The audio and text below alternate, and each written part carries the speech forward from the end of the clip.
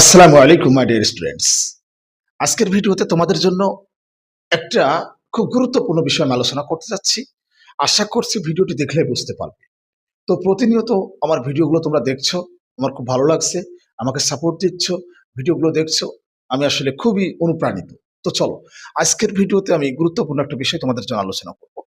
আচ্ছা স্টুডেন্টস, লক্ষ্য করো তো, এই যে আমরা কিন্তু এভাবে বলি, আমার ভাত খাওয়ার কথা আছে, আমার সেখানে যাওয়ার কথা আছে। একটু লক্ষ্য করো, আমার সেখানে যাওয়ার কথা আছে, আমার ওষুধ খাওয়ার কথা আছে, আমার বাজারে যাওয়ার কথা আছে, আমার ছবিটি আঁকার কথা আছে, আমার এই বইটি পড়ার কথা আছে। এভাবে আমরা বলি। দেখো, স্পোকেন ইংলিশে যদি তোমরা নিজেদেরকে ইমপ্রুভ করতে চাও, আগে তোমাদেরকে সুন্দরভাবে বাংলাটা চিন্তা করতে হবে।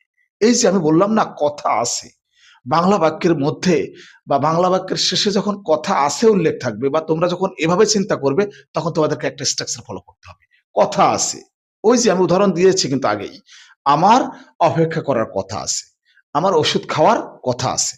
আমার মনে হয় বুঝতে পেরেছো, যখন কথা আছে উল্লেখ থাকবে, তখন তোমাদেরকে এই নিয়মটা ব্যবহার করতে হবে। নিয়মটা একটু লক্ষ্য করো।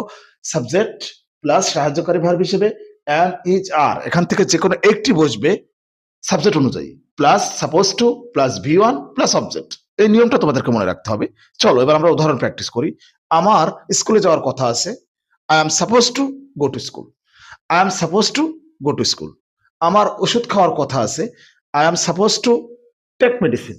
I am suppose to take medicine. তার সেখানে যাওয়ার কথা আছে, তার সেখানে যাওয়ার কথা আছে। He is suppose to go there. He is suppose to go there. আমার মনে হয় বুঝতে পেরেছো। দেখো, কথা আছে যখন উল্লেখ থাকবে, তখন তোমাদেরকে সাপোজ টু এর এই নিয়মটা ব্যবহার করতে হবে। নিয়মিতভাবে প্র্যাকটিস করতে থাকো। ইংরেজিটা আসলে খুবই ইজি। আর আমি প্রতিনিয়ত তোমাদের জন্য এরকম ভিডিও আপলোড দিয়ে যাচ্ছি। To learn more, subscribe my YouTube channel and follow my Facebook profile. আল্লাহ হাফেজ।